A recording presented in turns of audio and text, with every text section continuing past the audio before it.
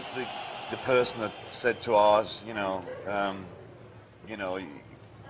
can't work with you any longer. And, I think he knew that that was coming anyway.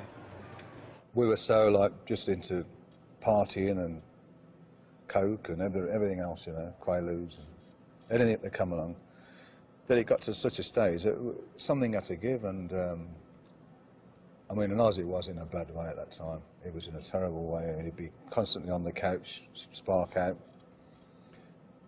drunk or whatever. None of us were a lot better, but I think we were probably not quite at the stage he was at that time.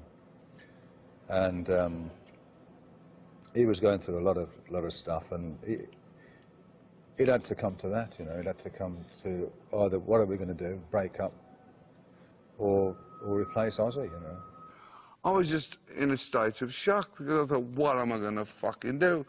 Back to the unemployment line for me. I had not, until my wife came into my life and said, I want to, if you clean your fucking act up and get rid of all these pizza fucking boxes and these empty bottles and these fucking cocaine wrappers and all this paraphernalia.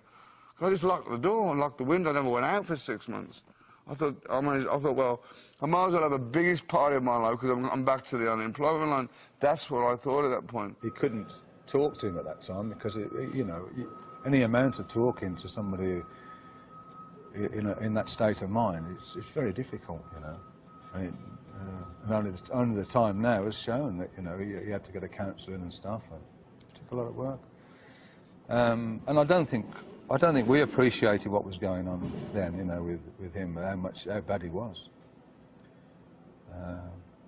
And I think it probably was the best thing for him that did happen, that he was no longer in the band, because it enabled him then to have to really, wake him up. God, what am I going to do now? Because it made us wake up. We're going to go, what are we going to do now? Because we've been together, we've been successful, and we had to now virtually start again. I thought the best thing to do was to be supportive of Geezer and be supportive of Tony at that time. And I was thinking about the band's name and everything else. At that time, it's important for me to say that I was completely numb, and I don't even remember recording Heaven and Hell. I was blacked out the entire time. In fact, when I listen to Heaven and Hell today, I don't remember some of the tracks. I don't remember recording some of the tracks. I have no recollection that we did that. The whole thing was, for me, it was to carry on. I'd never left the band. I've always been in the band.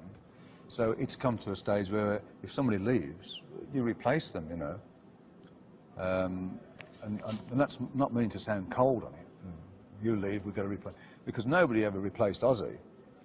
We just carried on. You have somebody else come in and carry on. What are we supposed to do? Just stop and go, oh, that's it then.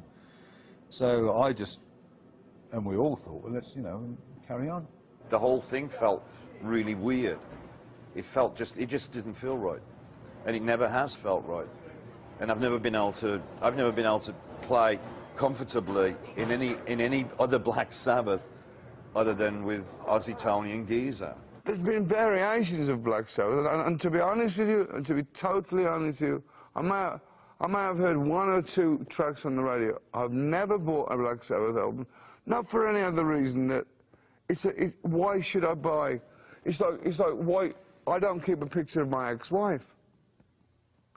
To me, there was always only one Black Sabbath, and that's Bill Ward, Tony Iommi, Geezer Butler, and Ozzy Osbourne, and all the others were different things. Ozzy Osbourne and Bill Ward and Tony Iommi and Geezer Butler may have done their own. I've listened to their solo things, which is very interesting, but I've never listened to a Black Sabbath album since because it's not Black Sabbath, because it doesn't sound like Black Sabbath to me. Absolutely. This is, the 4 of us together is the one and only incarnation that could ever be of Sabbath. It certainly is, as far as I'm concerned. I think once this finishes, that's where Sabbath finished, lays down and rests.